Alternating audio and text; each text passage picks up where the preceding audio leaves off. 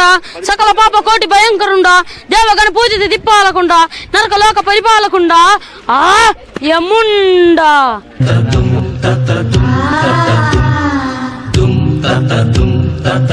ముండా ఏవయ్యా కుటుంబరావు దీనికి నీ సంజాయిషి ఏమి? స్వామి, మా తాతగారికి బిడ్డలు లేరు. ఆయన ఎన్నో వ్రతాలు తీర్థయాత్రలు ఉపవాసం చేసి మా ఎలివేల్పు దేవుడు ఆంజనేయ స్వామి ఆశీస్సులతో మా నాన్నని కన్నాడు.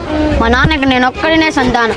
మా వంశం నిలవడానికి వంశోధారకుడు కావాలనుకునేసరికి డజను ఆడపిల్లలు నేల మీద పడ్డారు. నారు పోసిన వాడు నీరు పోయాడా? జంతువులకి పక్షులకి ఆహారం ఇచ్చిన దేవుడు నాకు ఇవ్వడా అనుకున్నా స్వామి.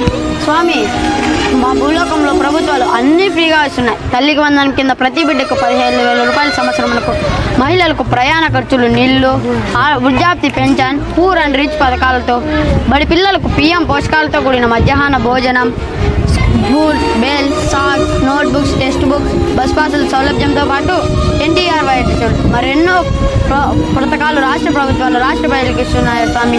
మా భూలోకంలో ప్రజలందరూ సుభిక్షంగా ఉన్నారు. మరి నాకు దిగులెందుకు స్వామి? నా పిల్లల్ని ప్రభుత్వం దత్తత తీసుకునేది. అంతెందుకు స్వామి? గాంధీ వాళ్ళ పేరెంట్స్కి 4వ సంతానం, సుభాష్ చంద్రబోస్ వాళ్ళ పేరెంట్స్కి 6వ సంతానం, స్వామి వివేకానంద వాళ్ళ పేరెంట్స్కి 16వ సంతానం. మరి నేను 6 మందికి జన్మనిచ్చినందుకే నేరం అంటున్నారు. ఇదెక్కడి న్యాయం స్వామి? యముండా ధర్మ పరిపాలకుండా యముండా ఓరి పాపి, ప్రభుత్వాలు శాశ్వతం కాదురా. నీ కుటుంబానికి మంచి ఆహారం అందించాలి, మంచి చదువులు చదివించాలి, వాళ్ళ పెళ్లిళ్ళు పేరంటాలు చేసి అత్తారింటికి పంపాలి. తండ్రిగా నీ బాధ్యత.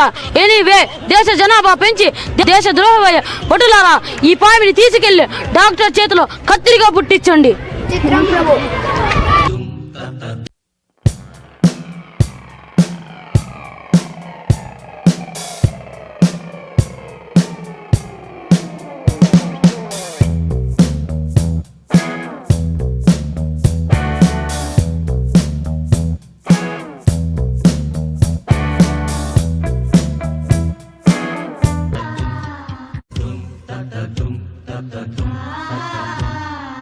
da da